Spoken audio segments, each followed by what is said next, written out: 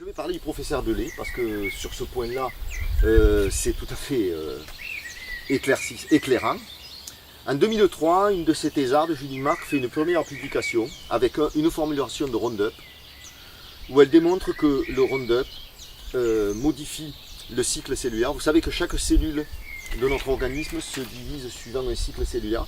C'est une grande horloge à 4 étapes et à chaque point, à chacun de ces 4 points de contrôle, il y a un complexe qui doit être formé entre une cycline et des enzymes, des MAP kinases, peu importe. Si ce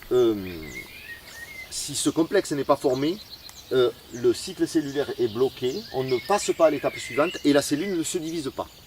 C'est un système de régulation absolument universel de la croissance cellulaire, des levures aux bactéries en passant par les hommes, par les chats, par les chiens, par tout ce que vous voulez. C'est le prix Nobel en 2002 pour 3 Américains. C'est un mécanisme fondamental et très précoce de la cancérisation parce que tout simplement la cellule se transforme par un dérèglement du cycle, de cette régulation du cycle cellulaire, évidemment 20 ans, 30 ans avant que le cancer apparaisse. Donc, montrer qu'un produit a un effet sur ce cycle cellulaire, c'est non seulement très inquiétant, mais surtout, ça permet de tester les molécules chimiques et de savoir par le mécanisme, par la cause, pas par une simple corrélation, de pouvoir prouver que tel produit chimique, je ne dis pas qu'ils sont tous toxiques, mais que celui-là est toxique parce que justement, il interfère avec un processus fondamental de régulation et de manière très précoce, qui est marqueur de l'apparition future d'un cancer. Vous suivez mon raisonnement? Donc, elle démontre ça en 2003, un Roundup. Vous savez qu'il y a plusieurs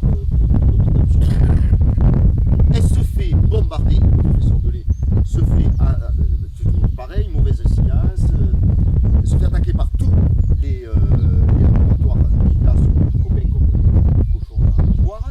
C'est de la merde, les concentrations que vous avez utilisées ne sont absolument pas représentatives de ce qui se passe dans l'agriculture, etc.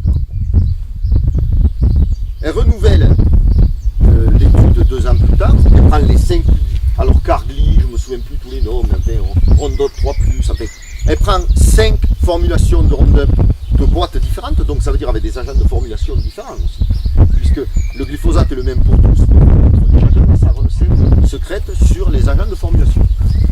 Elle refait l'étude, et là, elle montre que l'effet du blocage du cycle, de la perturbation du cycle cellulaire existe pour les 5 formulations, et elle démontre que quand un agriculteur pulvérise, autour de lui, le brouillard qu'il crée contient une concentration 500 à 3000 fois supérieure à la concentration minimale qu'il faut pour dérégler le cycle cellulaire.